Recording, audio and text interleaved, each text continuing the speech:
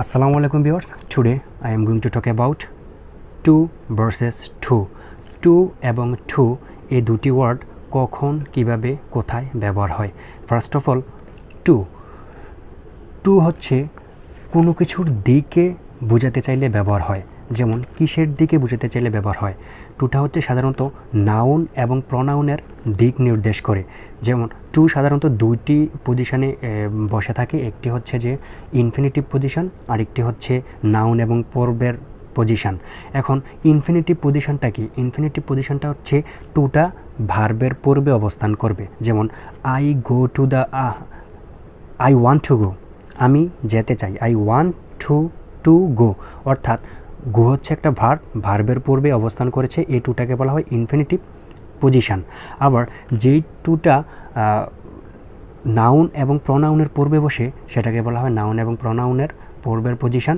যেমন for example, I want to go to the market, I want to go to the market, I want to go হচ্ছে infinitive পজিশনে two বসেছে এখানে, আরেকটা হচ্ছে noun এবং প্রনাউনের পূর্বে বসেছে I want to go to the market. এখানে দ্য মার্কেট হচ্ছে একটা নাউন, অর্থাৎ নাউনের পূর্বে টু বসেছে। টু সাধারণত ইনফিনিটিভ পজিশন এবং নাউন এবং প্রনাউনের পূর্বে অবস্থান করে।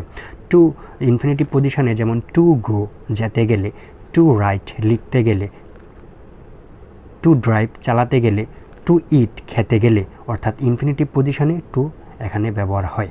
আমরা সাধারণত টু কোনো সেন্টেন্সে এইভাবে ব্যবহার করতে পারি। এবার আসি টু কোনো সেন্টেন্সে কখন কোথায় কিভাবে ব্যবহার হয়।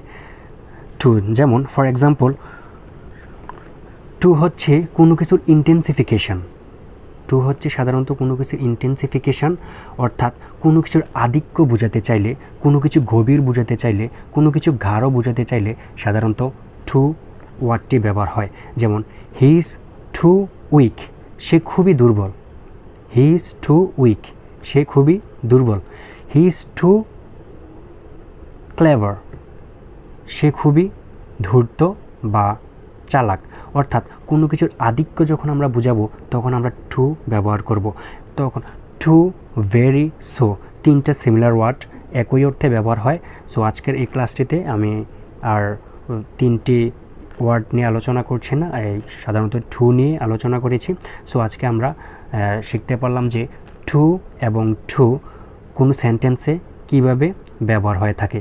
আমরা যদি টু এবং টু এর ব্যবহার জানি তাহলে আমরা আমাদের রিডিং স্কিল ডেভেলপ হবে, আমাদের রাইটিং স্কিল ডেভেলপ হবে এবং আমাদের স্পোকেন ইংলিশ করতে গেলে আমরা খুব সহজে ফ্লুয়েন্টলি ইংলিশে কথা বলতে পারবো। সো আজকে এই পর্যন্তই। সবাই ভালো থাকবেন, সুস্থ থাকবেন।